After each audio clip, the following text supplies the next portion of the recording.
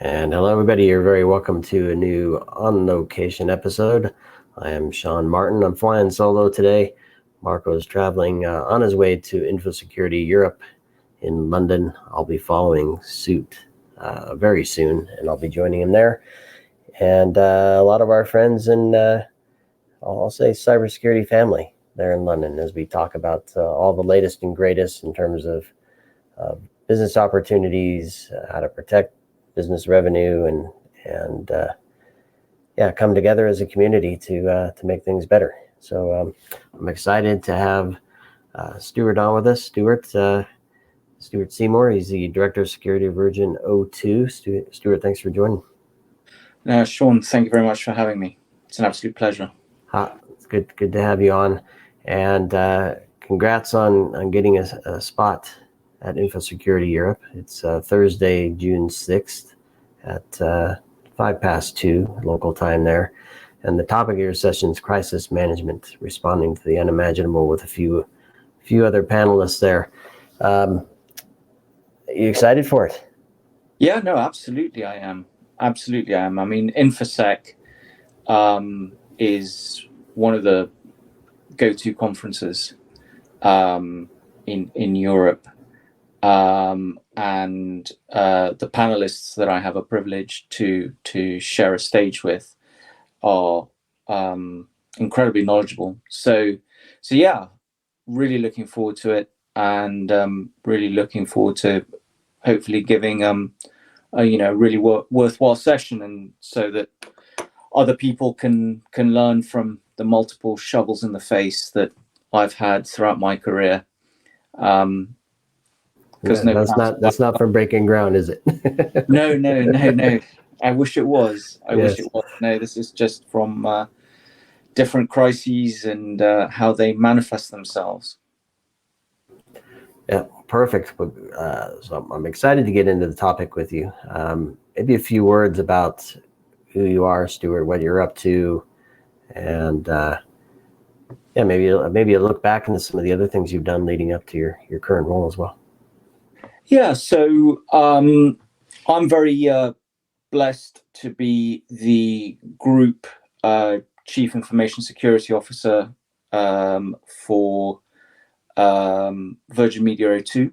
So that's the combination of two amazing brands, Virgin Media and O2, so broadband and on the mobile side.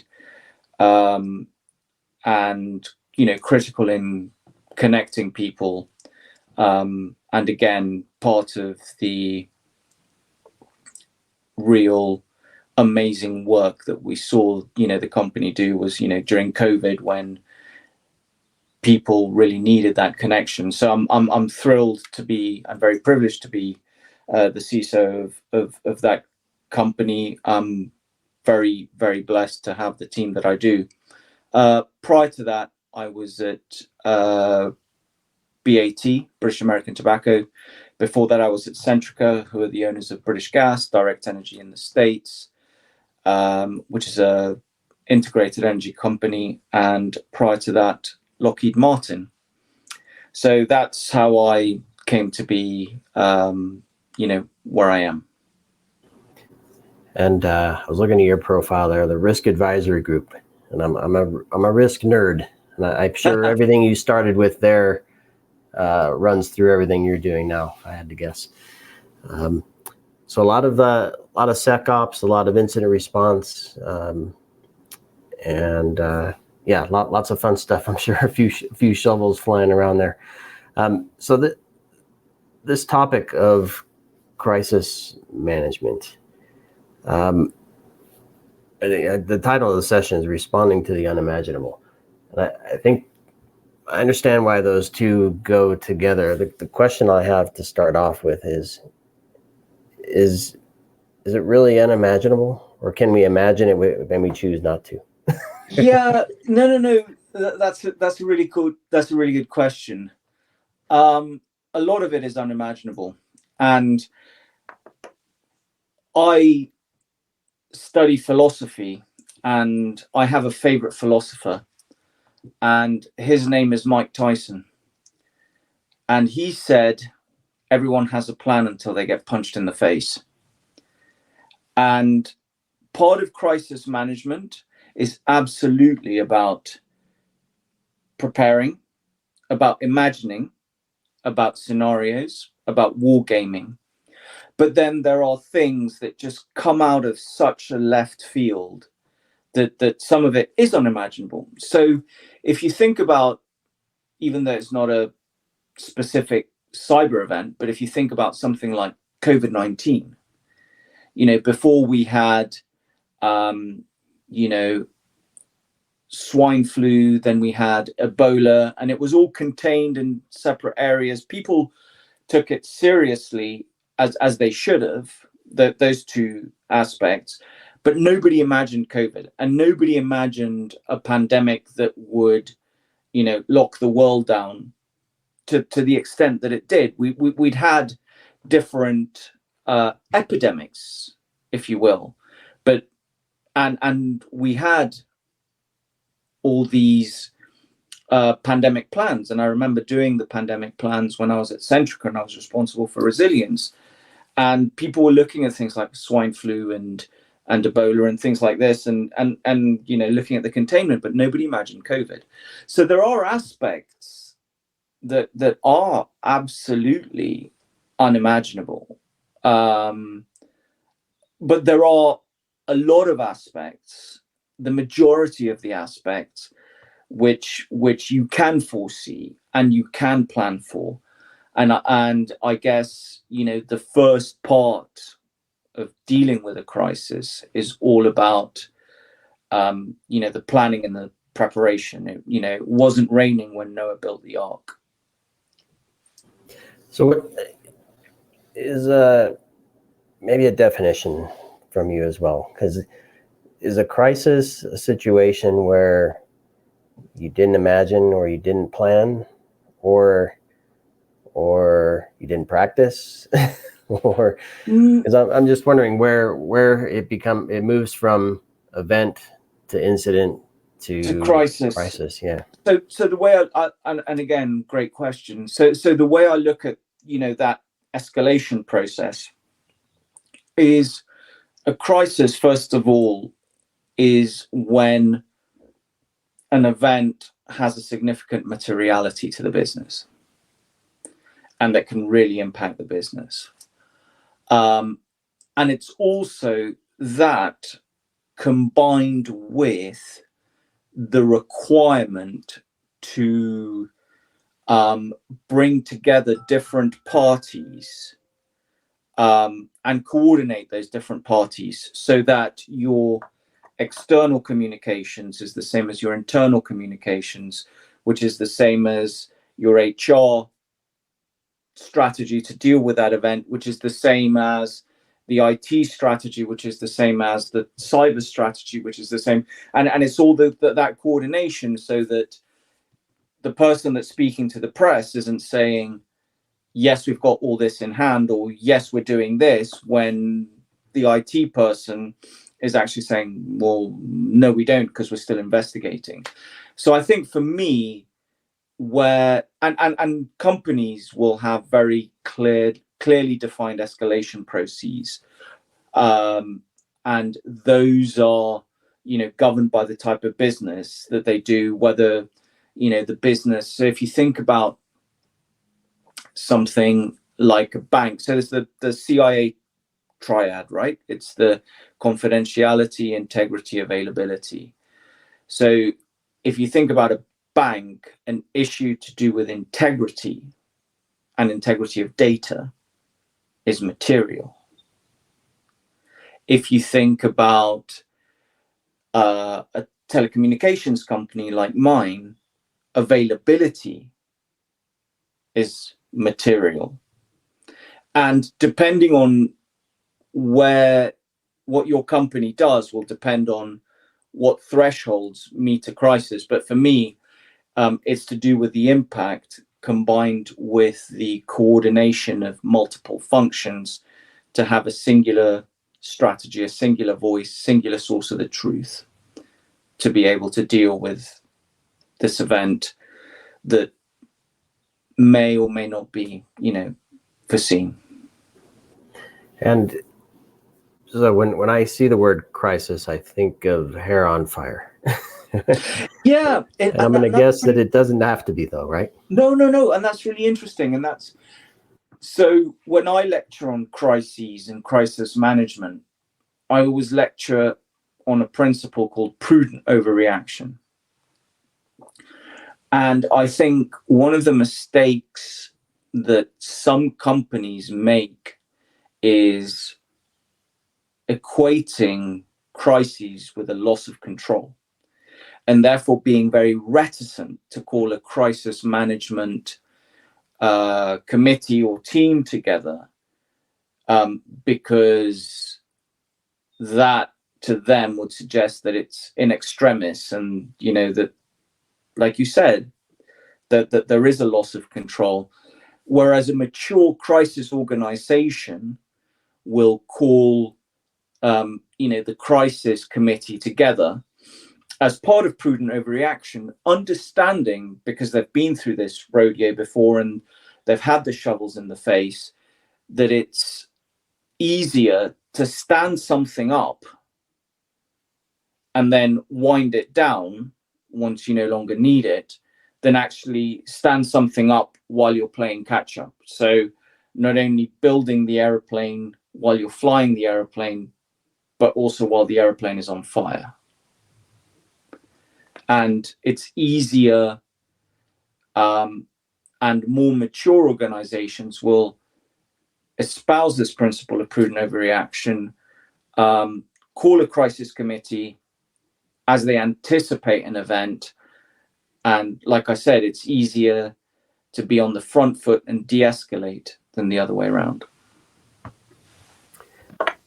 So thank you for that, Stuart. I mean, it's fascinating to get into this. I'm sure when you're in the midst of it, it can get quite interesting as well.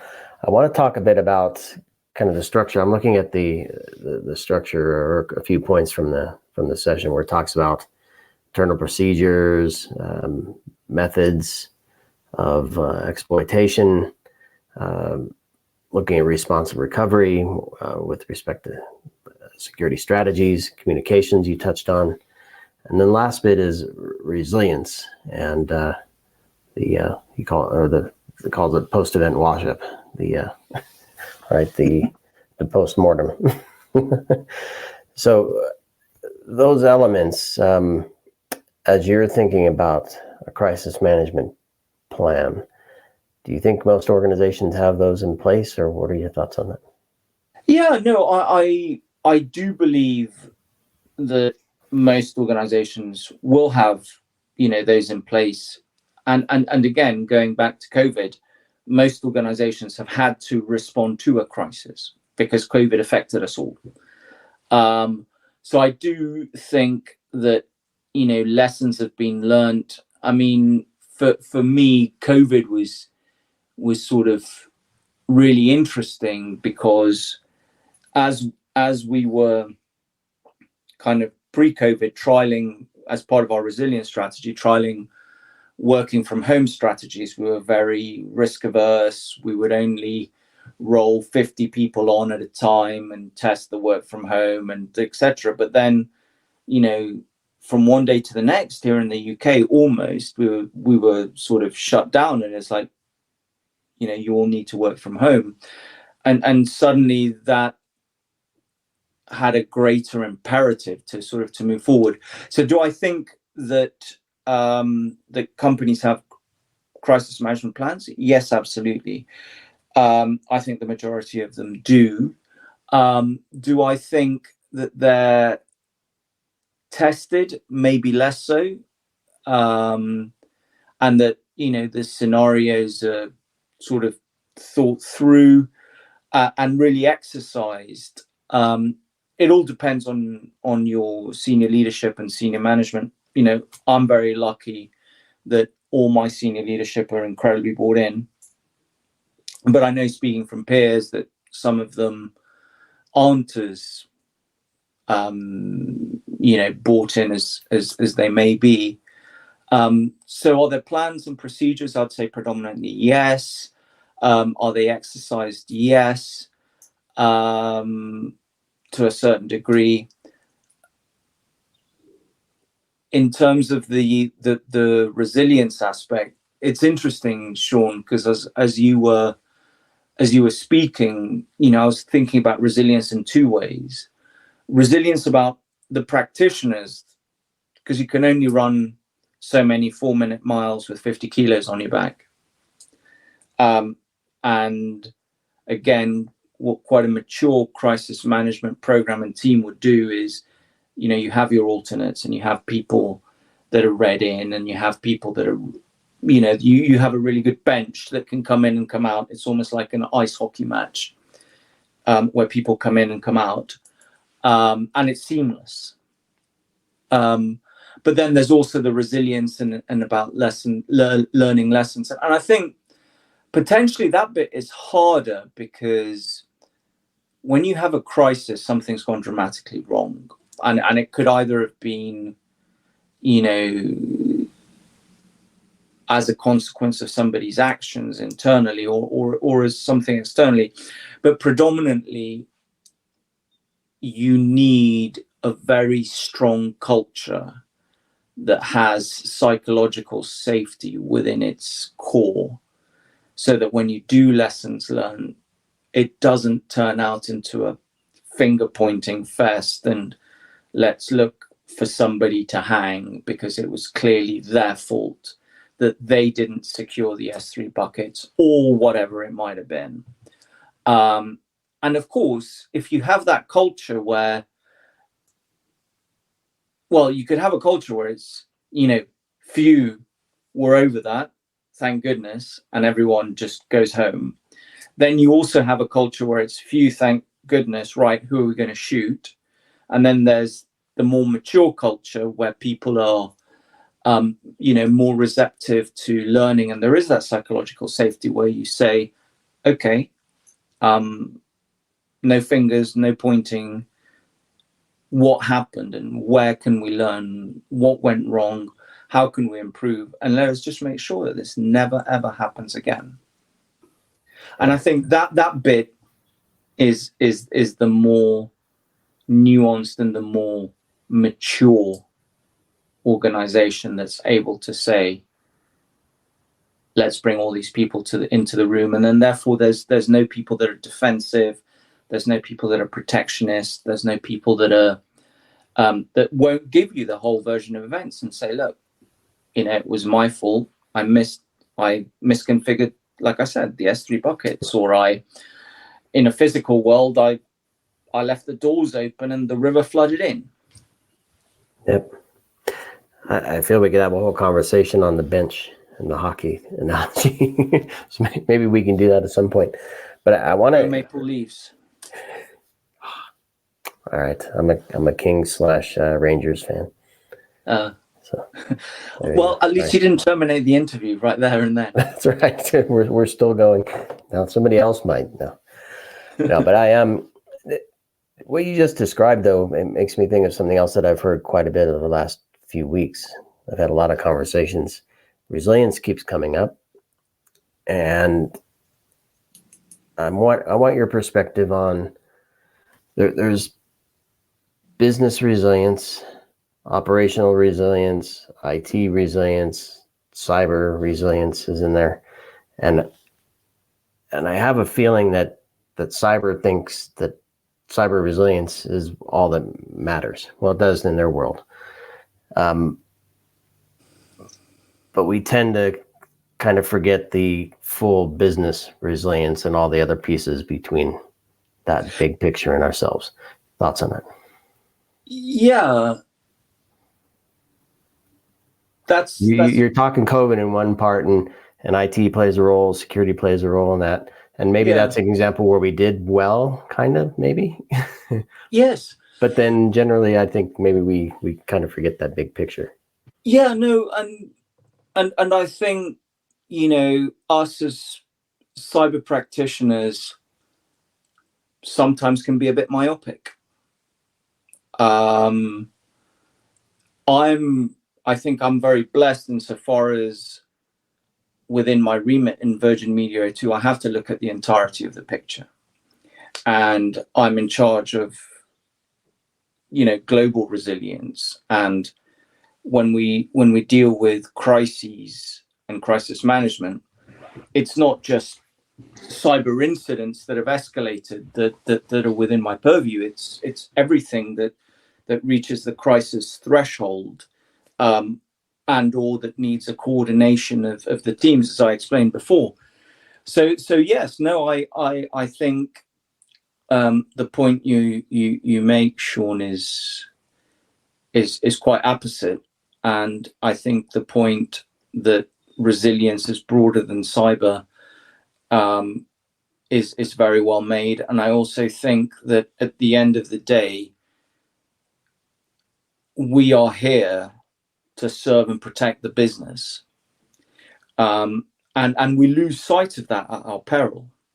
It's one of these things where you said earlier in the conversation, really interestingly, that you're a risk nerd, and that really resonated with me, because I view my role as a risk practitioner, because I can never 100%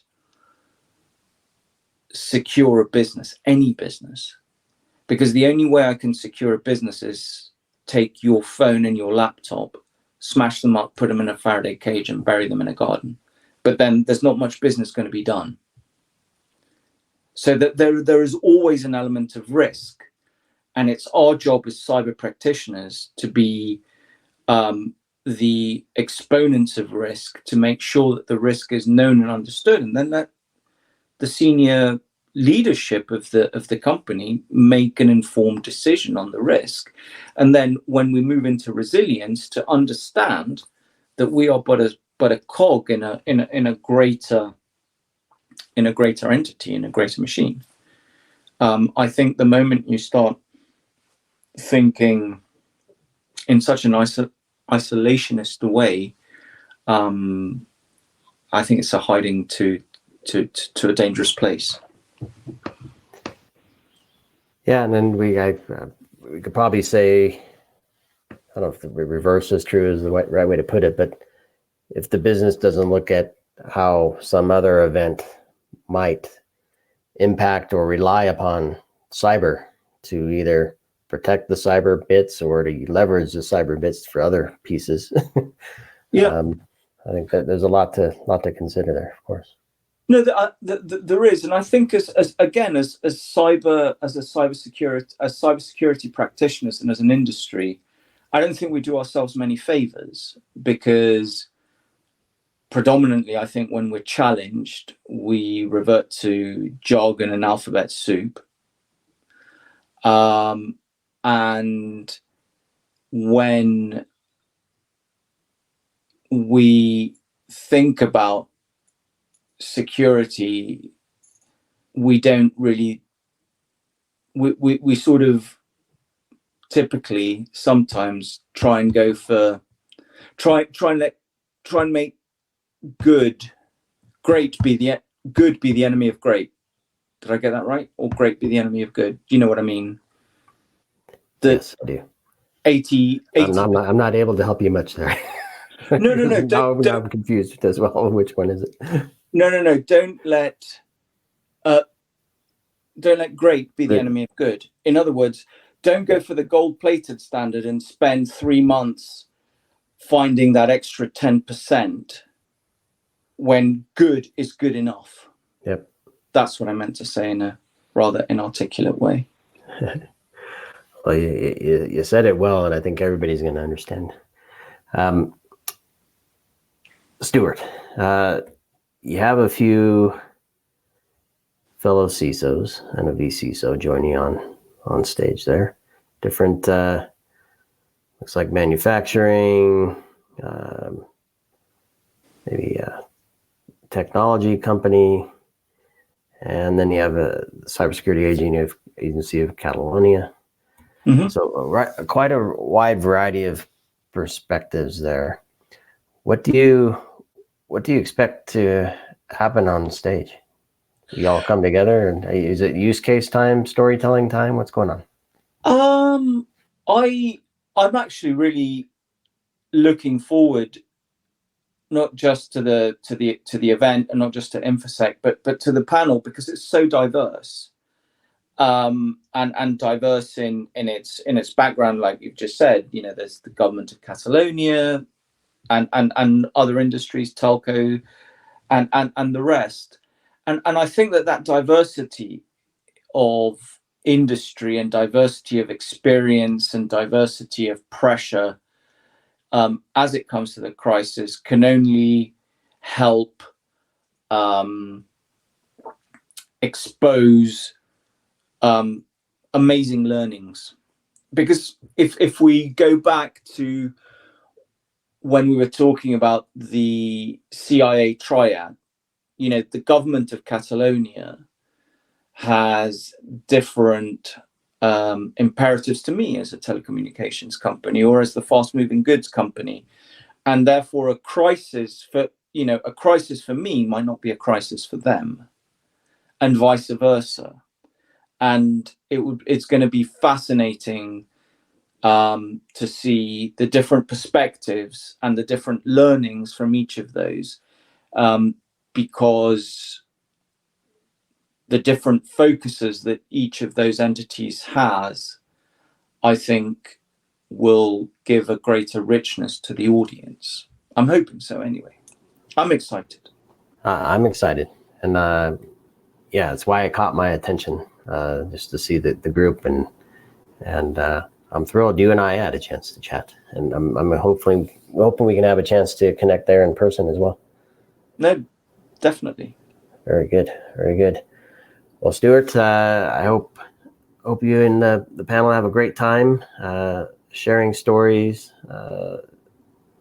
sharing shovel marks, yes, with each other.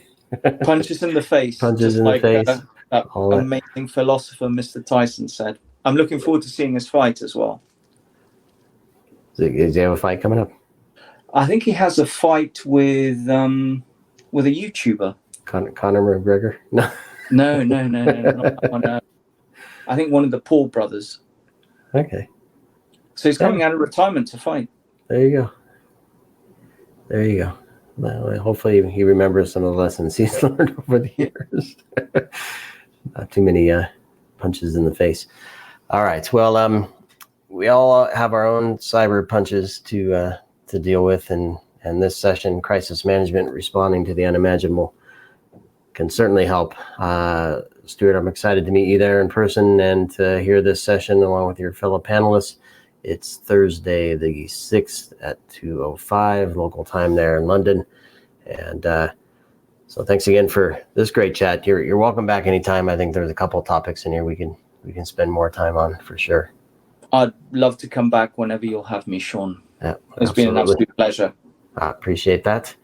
And for everybody listening, thanks for joining me for a new On Location episode as we do our chats on the road to London. And hopefully Marco will join me for the next one. And we'll see everybody there for Infosecurity Europe 2024. Thanks, everybody.